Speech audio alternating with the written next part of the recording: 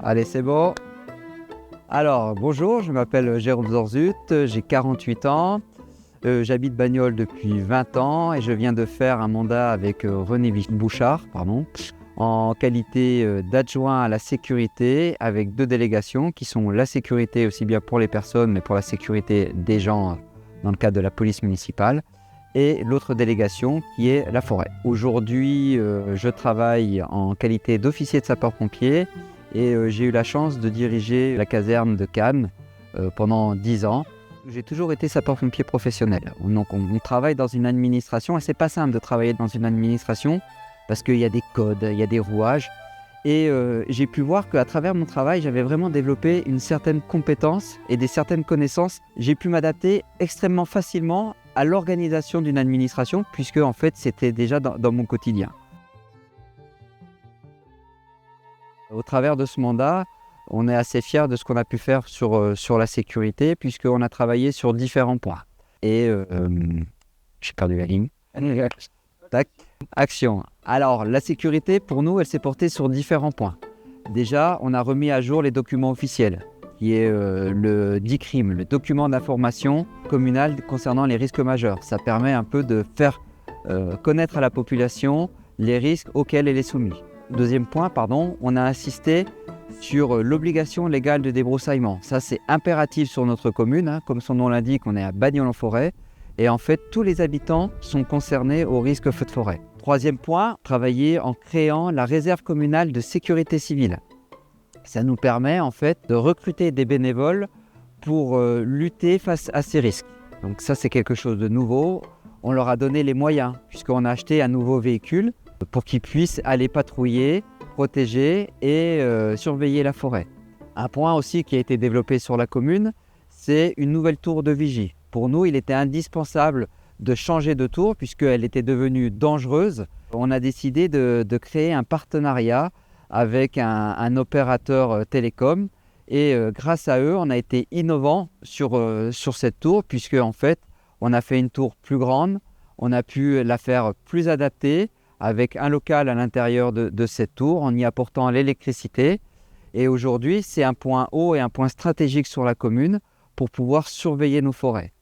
Il reste encore à développer des choses sur cette tour, c'est qu'en fait, on souhaite travailler en partenariat avec le SMGSE, qui est un syndicat qui va nous permettre en fait de mettre en place des caméras associées à l'IA pour qu'on puisse détecter tout départ de feu. On a travaillé aussi avec la police municipale sur plusieurs axes. Le premier axe, c'était la rénovation de leurs locaux pour que la police puisse travailler dans de bonnes conditions et pour qu'on puisse encore répondre à la réglementation. Il fallait avoir des postes de travail supplémentaires, il fallait avoir une armurerie sécurisée et un endroit où on visionne les caméras dans un lieu plus sûr. Le fait de créer plusieurs postes de travail, de travailler sur l'avenir en se disant, on va pouvoir agrandir notre police municipale et pourquoi pas travailler aussi avec un nouveau poste en créant une police de l'environnement. Ça, c'est un choix politique qui sera fait certainement lors de notre prochain mandat. Alors, c'était un choix cornélien puisque, en fait, on a été obligé de déplacer l'office du tourisme vers un endroit qui avait moins de visibilité. Alors, on a beaucoup dit que l'office du tourisme, maintenant, elle était moins visible, mais on a fait le choix de la déplacer sur la zone du Rayol, un local plus petit, mais plus adapté pour recevoir aussi des personnes.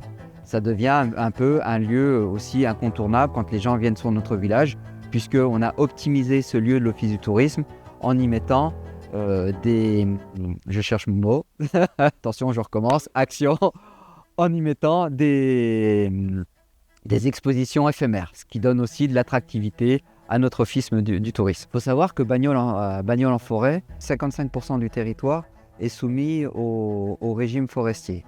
Ça veut dire qu'on travaille en partenariat avec l'ONF pour gérer notre forêt. Durant notre mandat, il a fallu revoir le plan d'aménagement forestier. On a fait des grands choix.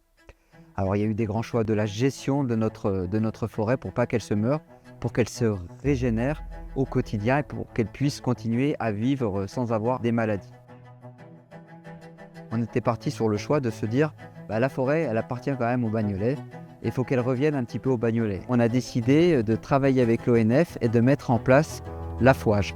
L'affouage, c'est un terme un petit peu barbare, ça nous permet de dire, voilà, on va faire des coupes de bois. Et ces coupes de bois, en fait, c'est les Bagnolais qui vont pouvoir venir les récupérer pour pouvoir se chauffer. René, je l'ai connu puisque j'ai 2 enfants qui étaient à l'école de Bagnoles-en-Forêt, je l'ai connu en sa qualité d'enseignant et en sa qualité de directeur de l'école. Alors la petite anecdote, c'est qu'avant les dernières élections, on savait qu'il allait partir à la retraite. Et quand j'ai vu sa manière de travailler en qualité de directeur, son envie de servir les autres, cette force de travail qu'il a au quotidien. Je lui avais dit, René, écoute, moi je suis partant pour venir avec toi si tu t'engages à monter une équipe. Et je saurai t'apporter toute mon expérience. Durant tout ce mandat-là, on a fait énormément de choses. Vous avez pu le voir au travers de notre bulletin. Et il y a des choses qui sont invisibles, qu'on ne pense pas.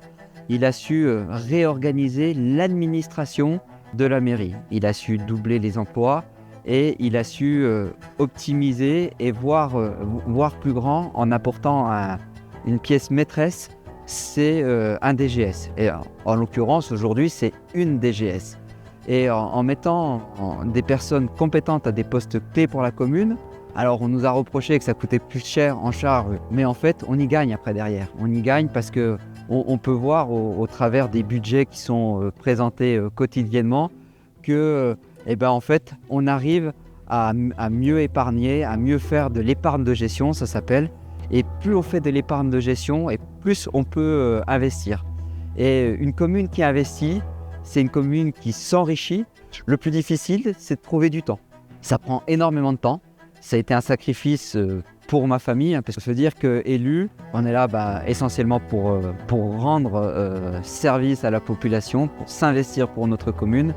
Et on n'a pas grand-chose à en tirer, si ce n'est la satisfaction du travail bien fait et de se dire aujourd'hui, voilà, j'ai apporté ça.